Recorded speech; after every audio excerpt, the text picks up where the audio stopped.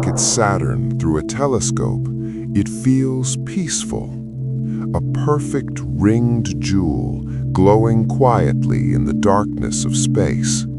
Calm, silent, almost harmless. But that beauty is a lie. Saturn is not peaceful.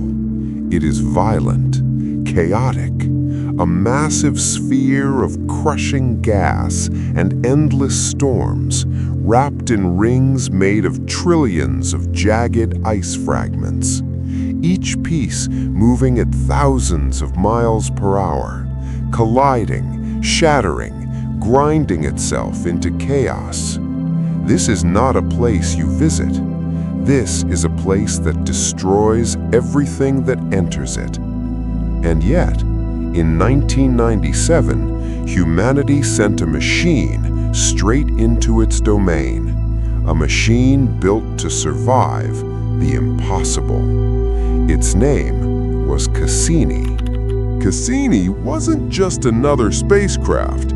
It was one of the most advanced machines humanity had ever built.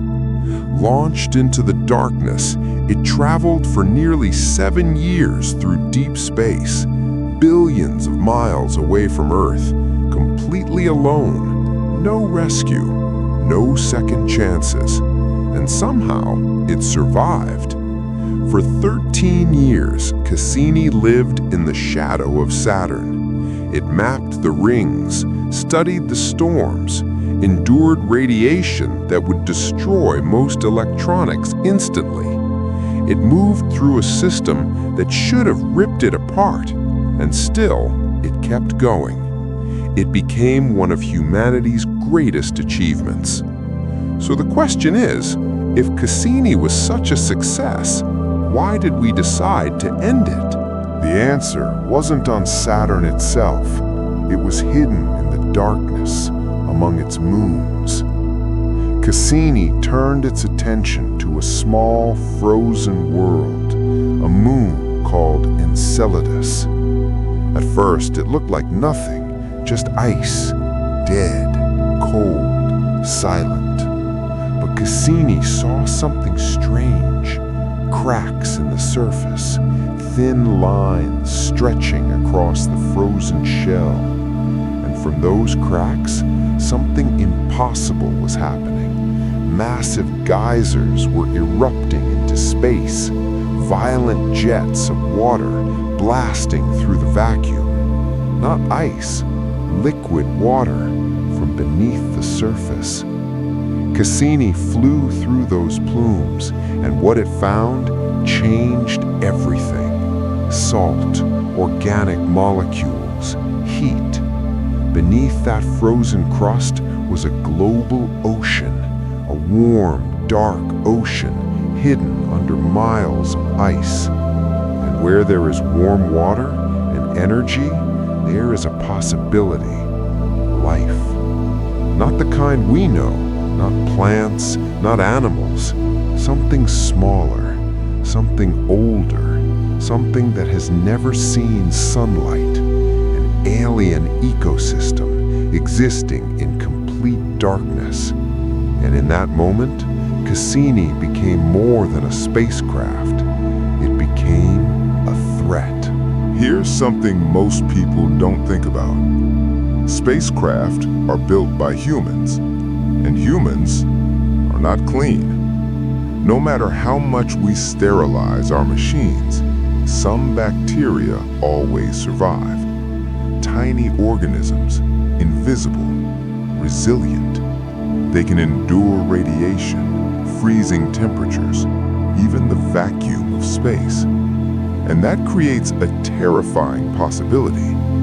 If Cassini ever lost control, if it drifted, if it crashed into Enceladus, those Earth bacteria could contaminate that ocean. We could infect an alien world without even knowing it.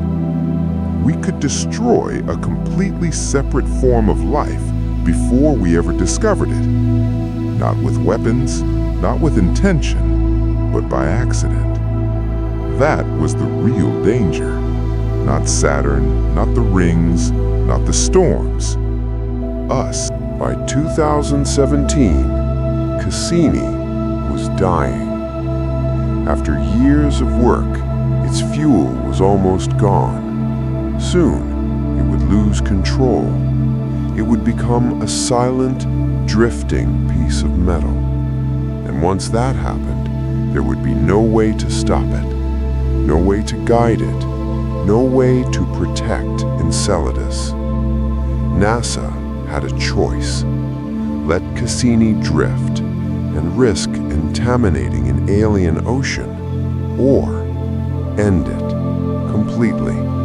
No chance of survival, no possibility of return, a deliberate execution to protect something we had never even seen.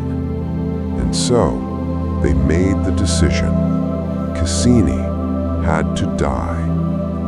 The grand finale.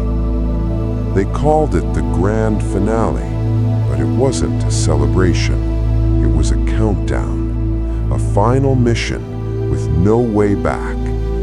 Cassini was ordered to do something no spacecraft had ever done. Dive between Saturn and its rings, a narrow, dangerous gap, barely wide enough to survive.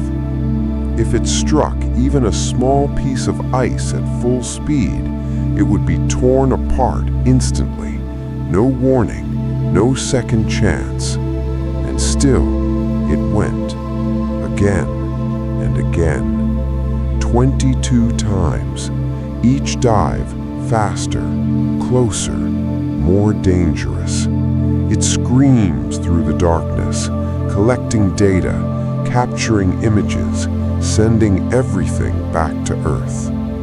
It was like watching a machine run toward its own end, without hesitation, without fear, just purpose. Then came the final day, September 15th, 2017. The fuel was gone. The mission was over. The last command was sent.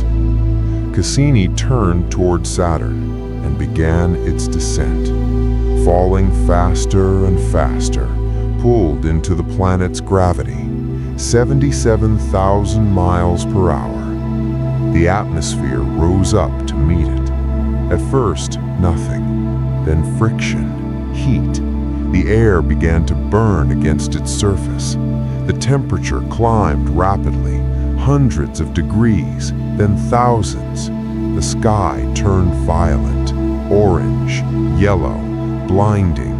The pressure built, the force increased. The machine began to break apart. But Cassini didn't stop. Even as it burned, even as it melted, it kept its antenna pointed toward Earth, still transmitting, still sending data, still doing its job, until the very last moment. And then, the pressure became too much.